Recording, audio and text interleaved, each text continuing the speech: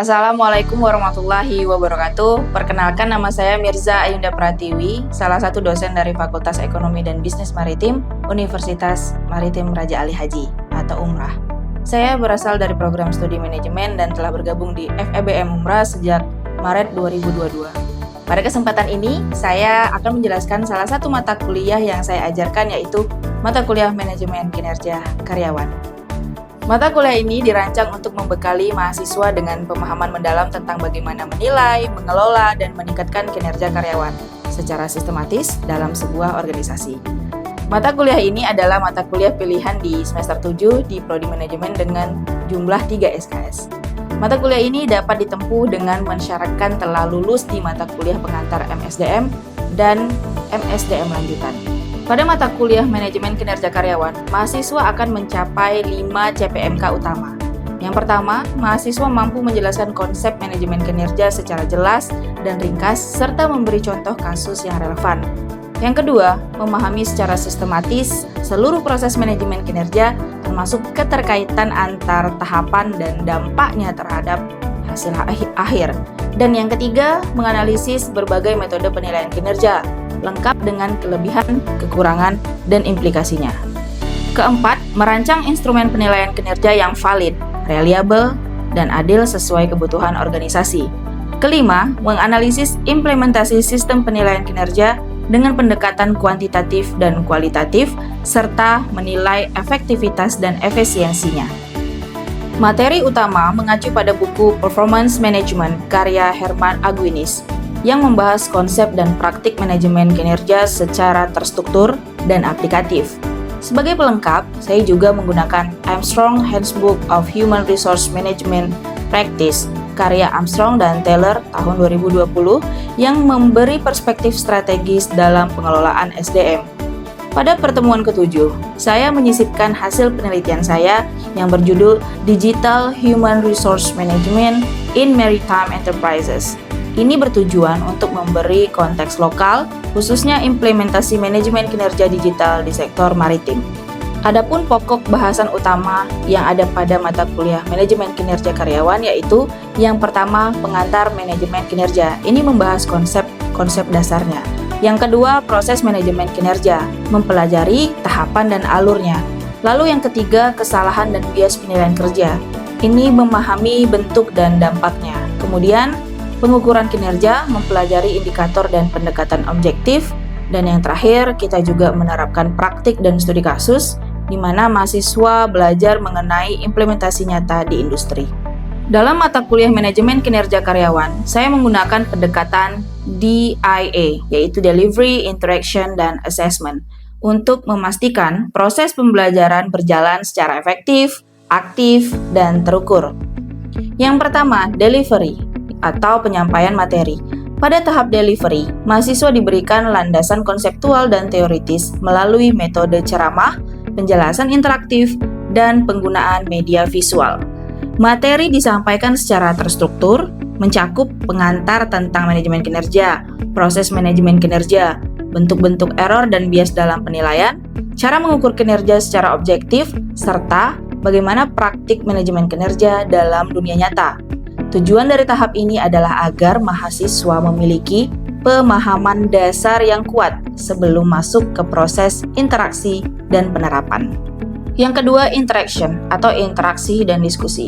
Pada tahap interaction dilakukan melalui diskusi kelas, pernyataan terbuka, dan yang paling utama adalah analisis studi kasus.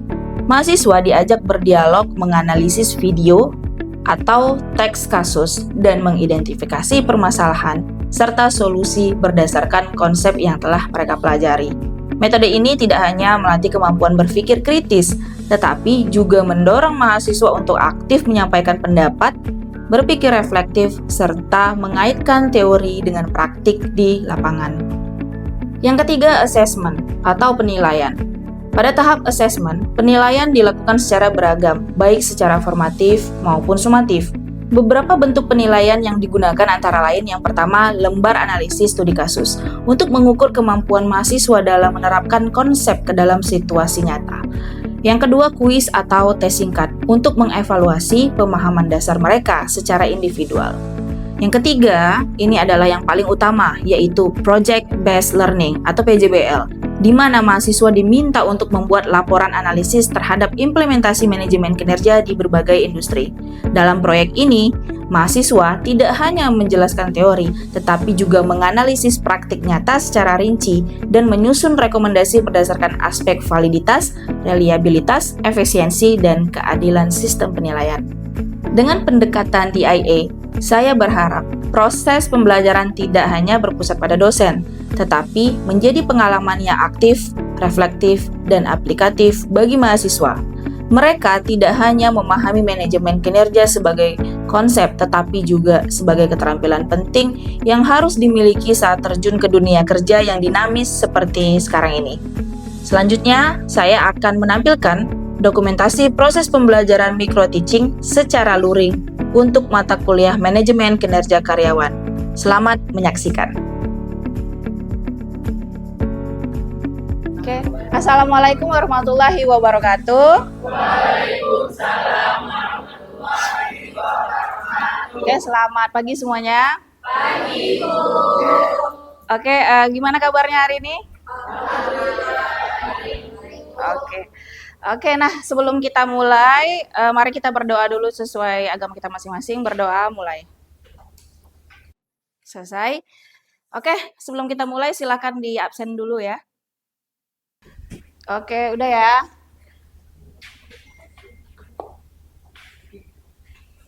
Nah, pertemuan hari ini adalah pertemuan kelima dan kita akan membahas tentang performance management, error atau biases atau kesalahan-kesalahan yang terjadi ketika kita melakukan penilaian kinerja. Sebelumnya di pertemuan 4 kita udah bahas terkait manajemen performance proses. Jadi bagaimana proses-prosesnya. Nah, tapi ternyata selama kita melakukan penilaian itu bisa jadi kita ada banyak kesalahan-kesalahan dalam penilaian sehingga penilaian yang dilakukan di dalam sebuah organisasi itu menjadi tidak memberikan hasil yang akurat gitu ya.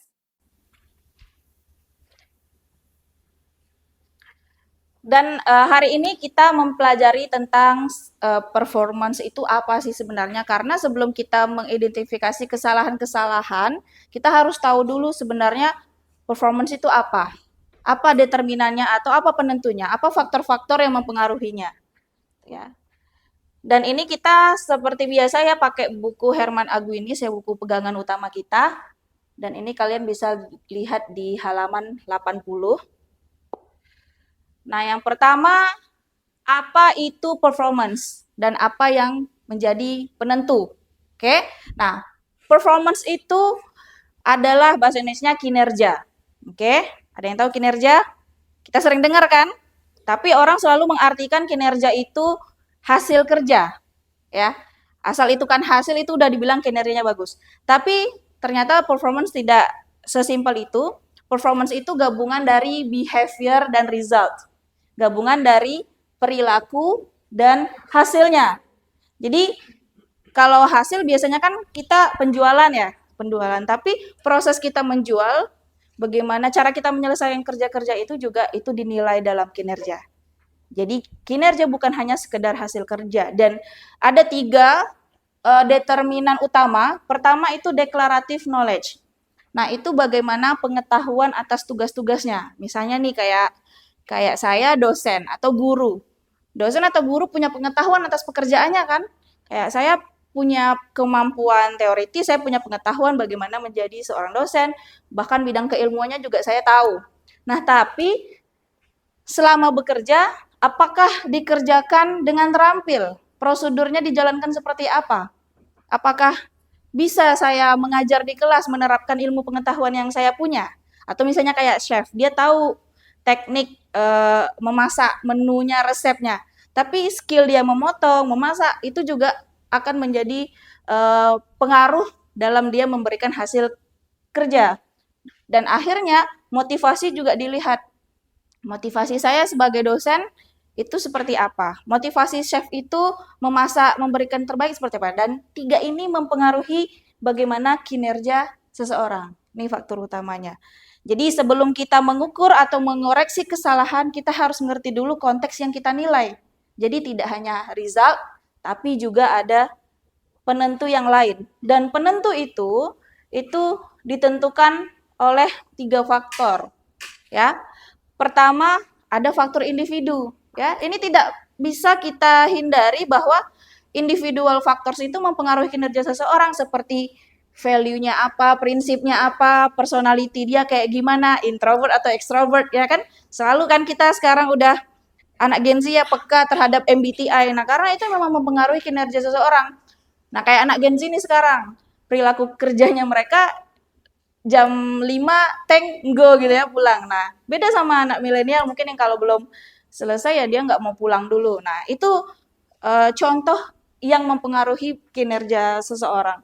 Kemudian interpersonal factors. Interpersonal itu bagaimana seseorang berinteraksi dengan personal yang lain.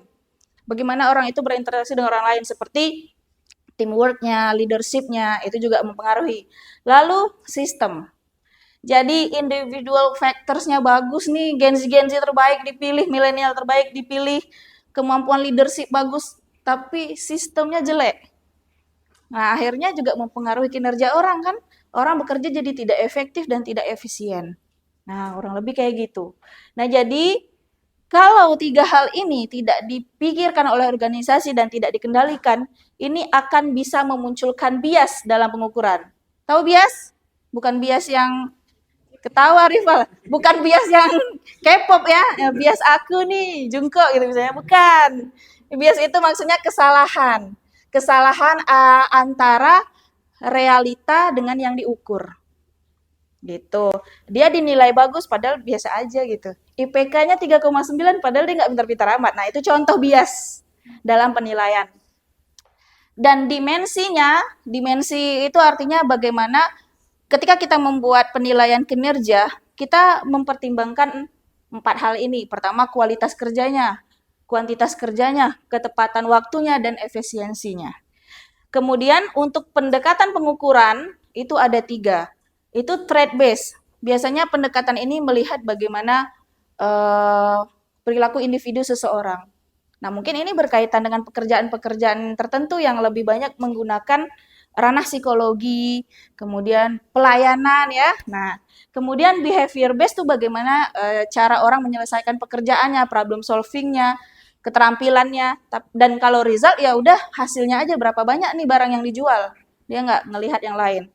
Nah, untuk pekerjaan tertentu mungkin hanya membutuhkan satu pendekatan atau ada pekerjaan tertentu mengkombinasikan beberapa pendekatan ini. Nah, ini yang menarik. Jadi, ada beberapa jenis bias dalam penilaian. Nah, sebelum saya masuk ke sini, saya pengen tanya, pernah nggak kalian ngerasa salah dinilai? Entah itu di dalam organisasi atau mungkin orang tua misalnya yang menilai kalian secara individu, pernah? Oke, ada yang mau sharing kayak gimana contohnya? Contoh dalam organisasi. Nah, contoh kita orangnya introvert, yang artinya kita tuh tidak dekat sama contoh kayak entah orang BPH-nya atau apa. Nah, kan BPH itu menilai kinerja dari para anggotanya. Nah, anggota introvert ini otomatis dia yang tidak dekat sama ketuanya dinilai tidak baik. Kenapa? Karena dia kurang dekat. Nah, ada kesalahan penilai. Terkadang penilai itu menilai dari secara subjektif, yaitu dari sudut pandangnya karena seseorang itu introvert sehingga penilaiannya juga kurang efektif gitu. Jadi penilaiannya lebih subjektif ya, bukan berdasarkan hasil kerja yang sebenarnya. Dan sebenarnya itu sering terjadi. Jadi kebanyakan orang mikir bahwa kesalahan penilaian itu hanya ketika seseorang dinilai buruk. Padahal kesalahan itu juga bisa terjadi ketika seseorang dinilai terlalu baik. Ya. Oke, jadi pertama nih ada halo effect. Halo effect itu adalah kesan pertama. Oke. Kesan pertama itu membuat seseorang bisa menjadi menilainya sampai ke belakang. Ih, anak nih kayaknya aktif nih di kelas, rajin nih. Dosen itu udah terpukau dulu. UAS UTS-nya jelek pun jadi kayak udah nilainya cenderung ke kanan, lebih tinggi. Ya, jadi karena ada citra positif di awal. Atau baru masuk kerja kayak, oh anaknya cantik, ganteng, rapi, ngomongnya intelektual banget gitu ya kan. Dan membuat citranya tuh jadi baik sehingga dinilai juga baik. Nah, itu halo effect. Atau sebaliknya, orang yang dari awal terkesan kayak buruk, jadi kayak udah di-judge aja kayaknya nih anaknya gini deh, kayak gitu, ya. Itu, kesalahan penilaian karena ada persepsi awal, halo effect. Kemudian leniency atau severity bias. Nah, ini penilaian terlalu lembek atau terlalu ketat. Terlalu lembek tuh artinya kayak, ya udahlah baik aja semua, kasihan gitu ya, itu dosen kayaknya sering kayak gitu deh, gitu ya. Jadi kayak yang, ya udahlah nggak apa-apa, dikasih aja nilainya 80, naikin lagi. Nah, kayak gitu. Eee, Padahal dia sebenarnya nggak semua dimensi itu bagus, tapi dinilainya kayak bagus semua. Itu dinilai terlalu lembek. Kalau terlalu ketat kayak strict banget gitu, kayak padahal udah bagus, tapi tetap dikasih poin rendah. Nah, jadi itu yang dimaksud dari leniency dan severity bias. Kalau leniency ini terlalu lembek, severity itu terlalu kaku. Kemudian recency effect. Recency itu dinilainya dari yang terakhir-terakhir aja. Misalnya kita di BEM ya atau di HIMA. Penilaian yang di awal-awal tuh kayak dilupain. Yang dinilai itu kayak beberapa bulan terakhir aja. Nah, itu yang dimaksud recency bias. Padahal kayak, ih yang dulu-dulu nggak dinilai, padahal kita kerjanya juga udah bagus dari awal, tapi kayak beberapa bulan ini ya memang mungkin ada faktor tertentu yang membuat kita sedikit mengendor, tapi yang dilihat yang terakhir itu. Nah, itu yang dimaksud recency effect. Kemudian central tendency. Nah, ini pernah nggak kalian kayak kadang-kadang males isi kuesioner ya? Udahlah isi aja 3 semua. Isi EPBM dosen misalnya, semua karena banyak, yang penting nilai keluar nih bisa lihat, udahlah 3 3 3 3 3 3 semua, 3 4 3 4 3 3 3 kayak gitu. Nah, itu kecenderungan penilaian nilai tengah karena ya udah daripada terlalu jahat atau terlalu baik dikasih tengah-tengah. Nah, itu central tendency effect. Dan yang terakhir, ini efek similar to me. Similar to me ini kayak, ih dia gue banget gitu ya. Kayak, ih kita nih sama banget nih, sama-sama MBTI-nya gitu. Kayak ngerasa sefrekuensi gitu. Atau misalnya saya nih, misalnya saya atasan, terus saya misalnya single mother ya. Terus ada karyawan yang single mother juga karena ngerasa senasib dan sepenanggungan kayak ya udah penilaiannya jadi mempengaruhi secara subjektif. Jadi kayak dinilai, ya udah deh kayak nilai bagus aja. Nah, ini 5 kesalahan yang lazim terjadi biasanya di organisasi. Sering nggak? Sering kan? Nah, sekarang saya tanya, kalau terjadi kesalahan penilaian, itu dampaknya apa sih? Sekarang saya tanya, Anda ini, POV-nya kamu orang pintar, kerja kamu bagus, terus kamu dinilainya biasa aja. Rasanya gimana? Dan sama dengan teman yang lain, rasanya gimana? Sakit hati kan? Kalau kamu sakit hati, dampaknya gimana? Jadi tidak termotivasi atau demotivasi yang awalnya semangat kerja, jadi tidak semangat kerja. Nah, sekarang seandainya kamu dinilai dengan tepat, kamu misalnya kerjanya bagus, dinilai bagus, bahkan dipromosiin, rasanya gimana?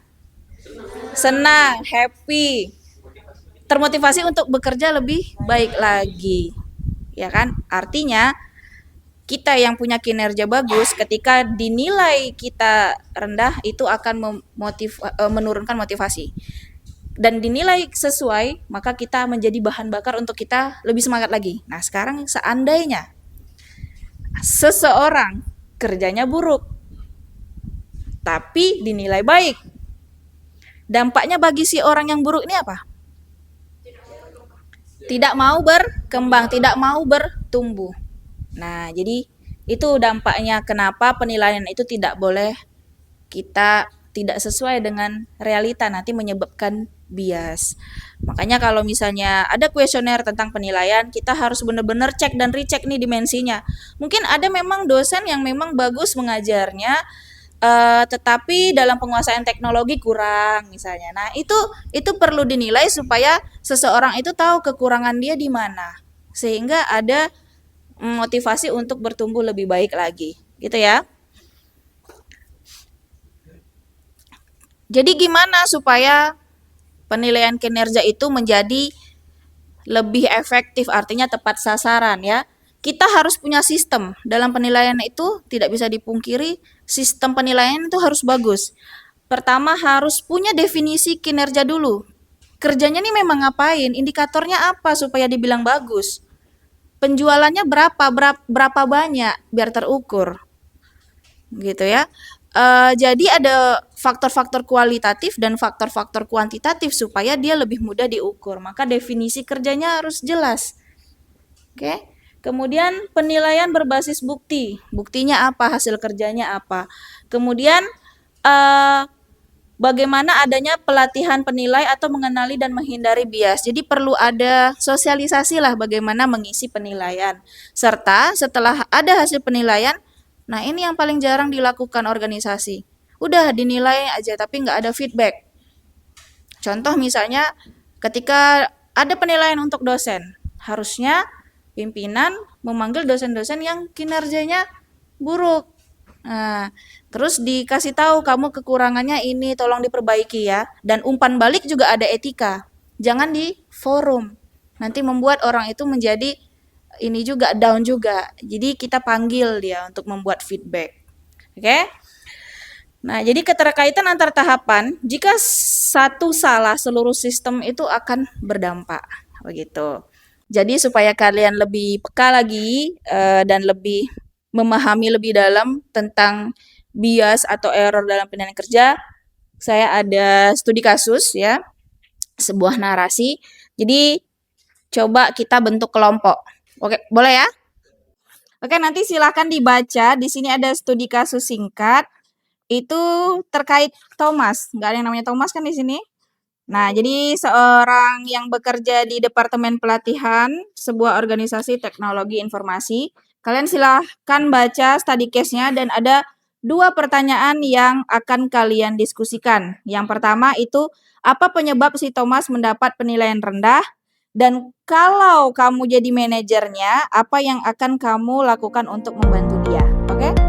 Nah, ini untuk kelompok ini.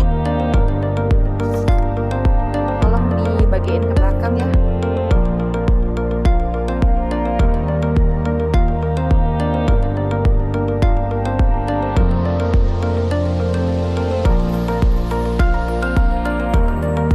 Eh, 30 menit ya. Pokoknya yang dibahas itu nanti pertama terkait tahapan proses penilaiannya yang dilanggar tuh apa. Kemudian bentuk bias yang muncul tuh apa. Kemudian bagaimana keterkaitan antar sistem dan hasil kerjanya. Oke?